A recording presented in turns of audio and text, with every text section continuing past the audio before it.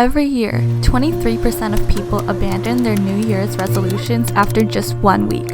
Worse than that, 45% abandon them after 1 month, 60% after half a year, and 81% after 2 years. People are just really bad at sticking to their new resolutions. Let's not be one of these people. I got my head out the sunroof, I'm blasting our favorite tunes. I only got one thing on my mind. You got me stuck on the thought of you. You're making me feel brand new. You're more than a sunshine in my eyes. I can't be the only one who waits for mental milestones to start something, right? It could be something small, like if it's 2:40 p.m., I think to myself, okay, I'll wait until 3 o'clock to start my work. Next thing you know, it's 3:01, and since I missed my mental milestone, I'll have to wait until the next hour to begin. Or it could be a bigger mental milestone, like, okay, it's December. I'll just wait until the new year to start my new, better self. And when I end up missing my mental deadline, suddenly it's January 10th and I messed up my resolutions already. Before you know it, the whole year has gone by and I've got nothing to show for it. But this is obviously the wrong way to look at things, right? Imagine you were given $365, but one day you went out and lost $30 or $100 or even $300. Would you throw away the rest, leaving yourself with no money at all? Or would you hold on to what you still had and use it as effectively as you could? We all know the answer to that question, so why should you treat your time any differently? No matter when you're watching this, whether it's in February, in June, or even in November, let's see how you can still make 2022 your best year yet. I'm feeling like this might be my time to shine with you, with you, with you. I got my head out the sunroof, I'm blasting our favorite tunes. I only got one thing on my mind. You got me stuck on the thought of you. You're making me feel brand new. You're more than a sun.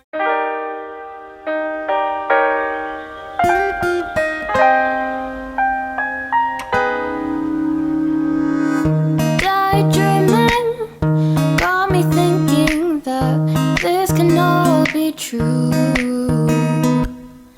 Speculating, a long time waiting to hear a word back from you. Is there any good reason why January 1st should be any different than any other day of the year? Until I made this video, I just didn't understand why I felt like I had to wait until then to change things about myself.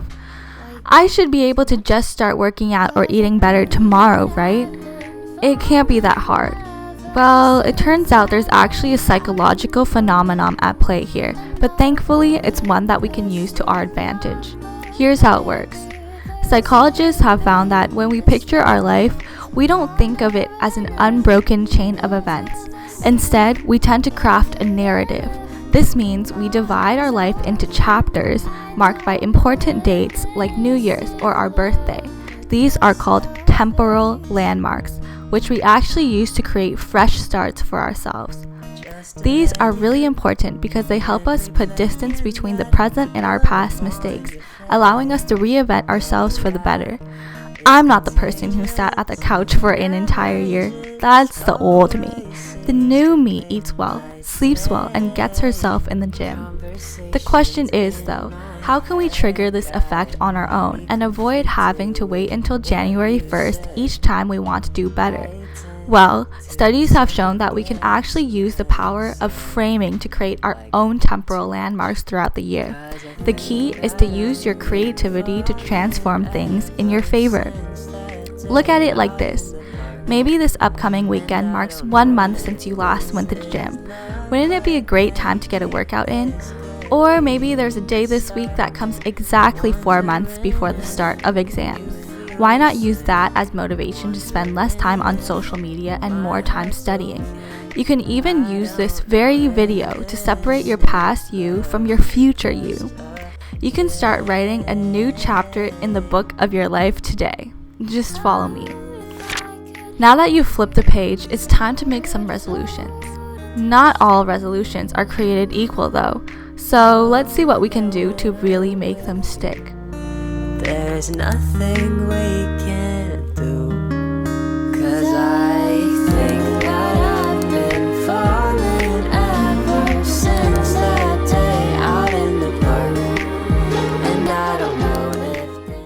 still need to recover from another lover. Would you be here for me?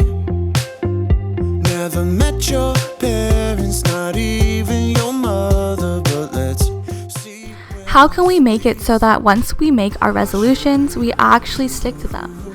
A researcher at Stockholm University named Per Karlbring has some answers for us.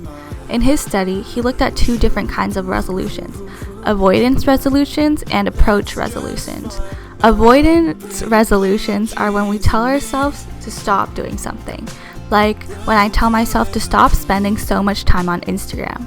Approach resolutions, on the other hand, are when we try to do something more or new, like when I say, "Rebecca, you should really read a book every month." What he found out was that we are significantly more likely to stick to our approach resolutions than our avoidance ones. 25% more likely, actually. So how can we make use of this? Let's look at the example I just used. Using less social media, which is an avoidance resolution.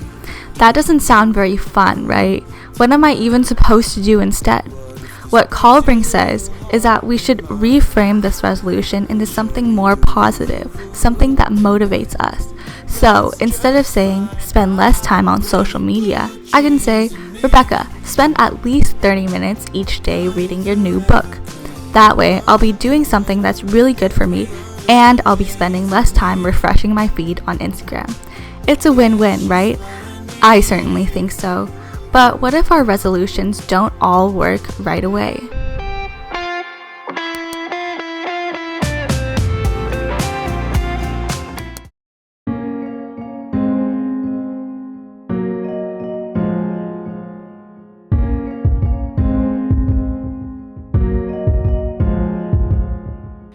Pick up the pieces and they make a mess. The shirts and creases. No matter how hard you try, you're never going to perfectly stick to your new habits and resolutions. At some point, something is going to get in the way, whether it's a bad night of sleep, horrible weather, an emotional event, or just a bad day. You can't ever count on perfection.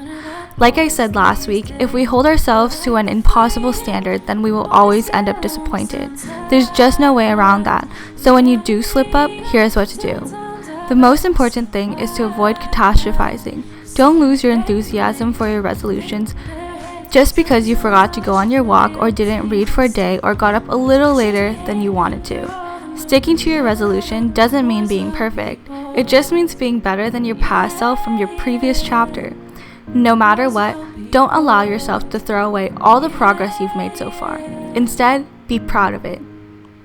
Take me as an example. One of my New Year's resolutions was to be more active. I've been spending way too much time inside recently, so I decided to go for a run or a walk on weekdays. For a while, I was doing well, until one day I looked at my phone and saw that it was negative 25 degrees outside. Obviously, I did not want to leave my room after seeing that, so I went back upstairs and did some homework and then thought more about it. But instead of looking at it as a failure, I told myself that I'd been doing a good job and that I should be proud of it, and that I should move on and simply look forward to my next run. That way, I was able to stay disciplined and focused without becoming too self-critical or unforgiving. When I woke up the next day, I got up, had breakfast, and went out for my run. And it felt great. Thank you so much for watching today's video. I'm so grateful that you're here. And life update, I'm back at my student apartment, yes, and you will hear about that in next week's video. Speaking of next week's video, I've been consistent, so good, so far, so good, and I plan on sticking to it for the rest of the year. So we're so close to 100,000 subscribers as well, and it would mean so much to me if you just subscribe to my channel. And also, I've been posting on Instagram, and I've been posting like more stories and stuff, so you can check that out as well. That's all. Okay, bye. Think there is sometimes I wish